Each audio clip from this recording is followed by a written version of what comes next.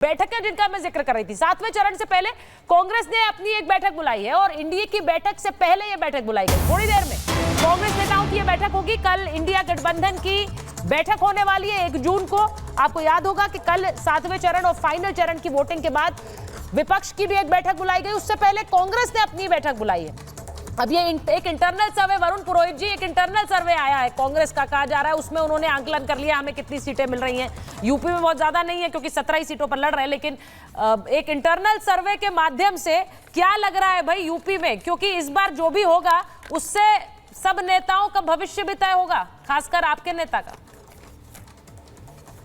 सुचारिता जी, सब नेताओं का नहीं, देश का भविष्य तय होगा। नेताओं तो मनुष्य आते जाते रहेंगे, देश का भविष्य सुरक्षित रहना चाहिए, स्वयं संविधान सुरक्षित रहना चाहिए, देश के आम आदमी के अधिकार, ह्यूमन राइट्स सुरक्षित रहने चाहिए। ये साधना करने से राइट्स थोड़ी रह जाएंगे। हमने साधक को नहीं चुना था। साधना वो कर सकता है जो सबसे पहले शुद्धि करे। शुद्धि पहला जो सूत्र होता है वो अनिवार्यता जो होती है साधक की, वो शुद्धि होती है।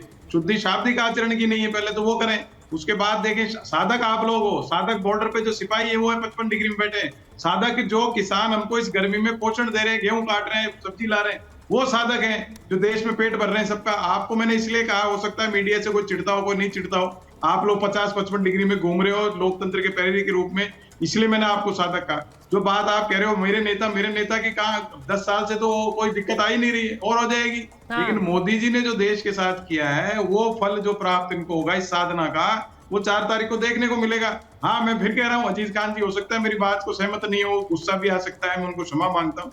लेकिन अगर जो है हमारा इंडिया अलायंस सड़क पे आके लड़ता, अभी जैसे रवन्ना का केस आया था, दिल्ली में देते धरना, बंद कर देते, दिल्ली जाम करो दिल्ली, वो नहीं कर रहे, धरने नहीं दे रहे, प्रदर्शन नहीं कर रहे, साल भर से इतने मुद्दे आए। ये क्या सरेंडर की भाषा है क्या Varun Purohit ji? Is this surrender? जी, ये सरेंडर है क्या? नहीं, सरेंडर नहीं, मैंने कहा। अजीज खान साहब से माफी मांग लीजिए, पहले बता दीजिए सरेंडर है क्या ये? नहीं, कोई सरेंडर नहीं है। राजस्थान में इनकी उल्टा पुल्टी हो रही है मेरे राज्य में। आमतौर पर क्या होता है, एग्जिट पोल आता है या रिजल्ट आता है तो फिर ठीकरा फोड़ने का अभियान शुरू होता है। यहाँ पर तो आपने पहले ही शुरू कर दिया, इसलिए पूछ रही हूँ ये सरेंडर है क्या? नहीं, सीटें ज्यादा आती, मैं शुरू से कह रहा हूँ। सीटें जो आती विपक्ष की, वो ज्यादा सीटें आती। अगर ये सड़कों पे आ जाते तो मोदी जी की खुद की जमानत जब्त होती। सबसे पहली बात आप जो बनारस की कर रहे थे, लेकिन सड़कों पे आना चाहिए था साल भर से। सर, बनारस को लेकर आपको लग रहा है कि कोई फाइट है, उस पर सवाल है? देखिए, अजीज खान साहब ने यहाँ पे उठाया है सवाल, लेकिन मैं आपसे पूछ रही हूँ, एक बार अनंत विजय जी से पूछ लूँ, सौरभ दुबे जी के पास आ जाती हूँ। सौरभ दुबे जी, एक बार बताइए जरा जल्दी से, क्या बनारस को लेकर वो बार बार कह रहे हैं, बनारस को लेकर कोई फाइट है क्या? देखिए, प्रधानमंत्री नरेंद्र मोदी जी की तपस्या की ताकत और उनके परिश्रम का परिणाम है कि वो ग्राउंड जीरो से आज ग्लोबल हीरो तक के जो है वो विश्व शिखर पर छाए हुए हैं। बनारस की आप बात कर रहे हैं, बनारस अभी तो खोल दिया इन्होंने पोल, वरुण जी ने साफ भाई। बनारस में अजय राय जी चुनाव लड़ रहे हैं, उनको समाजवादी पार्टी का समर्थन ही नहीं है, क्योंकि समाजवादी पार्टी तो उनको गली का गुंडा बताती थी। आप उठा करके बयान देख लीजिए। और ठीक इसके उल्टे चले जाइए गाजीपुर में मुख्तार अंसारी ने किसके भाई की हत्या की थी? आप निकाल लीजिए अजय राय जी। क्या अजय राय जी वहां पर खड़े हैं गाजीपुर पेन के साथ? और क्या कांग्रेस में जो है, कांग्रेस के साथ बनारस में ये लोग खड़े हैं? बिल्कुल नहीं खड़े हैं। और जहां तक लालू यादव जी की बात कर रहे हैं आरजेडी की, उन्होंने तो स्पष्ट कर दिया है कि हम भैया मीट मांस मछली मुस्लिम जो 3M का छतरी है उसके नीचे वो बैठे हुए हैं, वो मुस्लिम वोट की बात कर रहे हैं, वो सारे वोटों की तो बात ही नहीं कर रहे हैं। इसलिए वरुण जी ने अभी जो पोल खोली आपके सामने, ये साफ बात है कि इंडिया अलायंस कोई अलायंस है ही नहीं। और जिस प्रकार से कांग्रेस कल अपनी अलग बैठक कर रही है, शाम को ये लोग अलग बैठक करेंगे, ये साफ दर्शाता है कि जिस बनारस की आप बात कर रहे हैं, पहले तो इनके सारे नेता, मैंने खुद बयान सुना है, ये क्वेटो करके ताना मारते थे कि वो सीट हम नहीं जीतेंगे। आज उल्टा ये कह रहे हैं कि हम बनारस जीतेंगे। अरे भैया, आप बनारस कैसे जीतोगे? अगर बनारस जीतना होता तो अखिलेश यादव जी कन्नौज से अपना प्रत्याशी ना हटा करके वहां से नहीं लड़ते, उनको यहां से लड़ना चाहिए था। लेकिन उनको पता था कि यहां पर जमानत भी जब्त होगी, बुरी हार होगी, पिछले बार से अंतर ज्यादा बढ़ने वाला है। चाहे वो बनारस हो, चाहे गोरखपुर हो, चाहे मिर्जापुर हो, चाहे सोनभद्र हो, ये जितनी भी सीटें हैं सब की सब आपके हाथ में एक भी सीट नहीं थी। बिहार के अंदर भी आप 0 सन्नाटा थे। तो बिहार में खाता खोलने की कोशिश अगर आपकी रहे हुए तो मैं मानता हूं कि वहां पर आपका प्रयास ठीक है, अगर वोट परसेंटेज बढ़ता है। बट मुझे नहीं लगता लोकसभा के अंदर जो है इंडिया अलायंस का वजूद, ये जो 57 सीटों पर है, ये कहीं भी किसी प्रकार से दिखाई दे। अच्छा, मैं एक बात में जरा अनंत विजय जी आपसे पूछ लेती हूँ। सर, ये बताइए कि यहाँ पर बनारस की बात हो रही है, उस पर आप टिप्पणी कर सकते हैं, लेकिन इसी के साथ साथ, क्योंकि अजीज खान साहब यहाँ बैठे हुए हैं, मैनपुरी, कन्नौज, ये जो हाई प्रोफाइल सीट्स है, क्योंकि कल चुनाव खत्म हो जाएगा, सिर्फ 7वां चरण नहीं है, चुनाव खत्म हो जाएगा, तो ये बड़े बड़े नेताओं के खाते में क्या दिख रहा है आपको?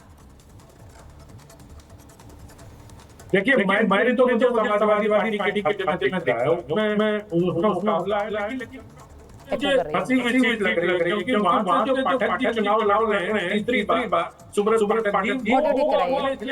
आनंद जी आपका शायद स्पीकर ऑन है तो आपकी आवाज एको कर रही है, उसको जरा ठीक करवा देती हूँ, फिर वापस आ जाती हूँ क्योंकि ऑडियो आपका ठीक नहीं आ रहा। अच्छा ठीक है जी, उसको जरा ठीक कर लेते हैं, वापस आते हैं। मैं अजीज खान साहब, मैं आपसे पूछ रही हूँ, कल क्योंकि चुनाव संपन्न हो जाएगा, यहाँ बैठकें बुलाई जा रही हैं। एक और बैठक जिसके बारे में बताया जा रहा है, तेजस्वी यादव ने बुलाई है रात 8 बजे बैठक पटना में, और सभी आरजेडी पदाधिकारी इसमें शामिल होंगे। एक और बैठक, यानी कांग्रेस की बैठक अलग है, आरजेडी ने अलग बैठक बुला ली है अपनी।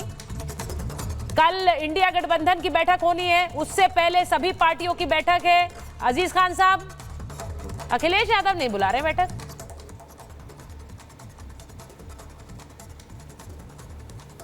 देखिए सुचरिता जी, एक बात जानिए कि इंडिया गठबंधन पूरी तरह से आश्वस्त है कि 4 तारीख को इंडिया गठबंधन की सरकार बनने जा रही है, बिल्कुल स्पष्ट हो चुका है।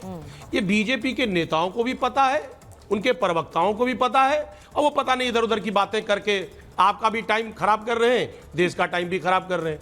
मैं कह रहा हूं स्पष्ट है, ये चुनाव इस बार तो बहुत आईने की तरह साफ है, इसमें बहुत बहस करने की आवश्यकता नहीं है। मैंने स्पष्ट कर दिया था कि इस बार काशी की भी सीट खतरे में है। जब वहां की बात मैंने कह दी तो फिर उत्तर प्रदेश, बंगाल और दूसरे प्रदेशों की बात का तो कोई मतलब है ही नहीं। ये सच है, आप लहर देखिए किस तरह बैरिकेडिंग टूट रहा है। कह रहे साहब मैनपुरी में क्या होगा, साहब कन्नौज में क्या होगा। भाई एक तरफा चुनाव है, क्या होगा आप देख रहे हैं, एक तरफा चुनाव है, क्योंकि जनता चुनाव लड़ रही है, नेता चुनाव नहीं लड़ रहा है। इस समय समाजवादी पार्टी या इंडिया गठबंधन चुनाव नहीं लड़ रहा है, जनता सड़कों पर निकल आई है, क्योंकि इनके विरोध में किस तरफा है जो वायदे किए थे, एक जो वायदा किया था, जो ख्वाब दिखाया था, वो सारा इन्होंने तोड़ दिया। जनता ठगा महसूस कर रही है अपने आप को। आप ये कह रहे हैं एक तरफा चुनाव है, आप कह रहे हैं लहर है, ये जनता लड़ रही है। प्रेम शुक्ला जी, ये एक तरफा चुनाव की बात इंडिया गठबंधन बार बार उनके बड़े बड़े नेता क्यों कर रहे हैं? ऐसा क्या हुआ है चुनाव के दौरान कि इनको लग रहा है कि नरेंद्र मोदी जा रहे हैं और हमारी सरकार बन रही? चुनाव सचमुच एक तरफा है, लेकिन वो नरेंद्र मोदी जी के समर्थन में है। जब ये बुआ और बबुआ का गठबंधन होने के बावजूद बबुआ जो है बुआ के चरणों में शरण चले गए, उसके बाद भी इनकी सीटों की संख्या 5 नहीं पार की। इस बार जो चुनाव के दौरान बबुआ जो है वो रिश्तेदारी और परिवार के बाहर कहीं प्रचार करने के लिए भी ठीक से नहीं निकले। किसी भी सीट पर उनको जो है कहीं कोई विश्वास ही नहीं है। यहाँ तक कि इस बार बकरी चोर आजम खां भी जो है इनके लिए प्रचार के लिए उपलब्ध नहीं थे, जेल में थे। कल ही उनके ऊपर डकैती के मामले में 10 साल की सजा उनको ट्रायल कोर्ट ने दी है। तो जो बकरी चोर भी इनके लिए जब उपलब्ध नहीं है, तो ऐसी दशा में श्रीमान अखिलेश यादव अकेले पड़ गए हैं, कोई सीट उनकी जीतने की स्थिति नहीं है। इसलिए जो है कम से कम 4 जून की दोपहर तक गाल बजाने का तो उनके पास अवसर है ना, तो गाल बजा ले वो। बाकी हर कोई जानता है कि आदरणीय नरेंद्र मोदी जी के नेतृत्व में राष्ट्रीय जनतांत्रिक गठबंधन 4 जून 2024 को परिणामों में 400 पार कर रहा है।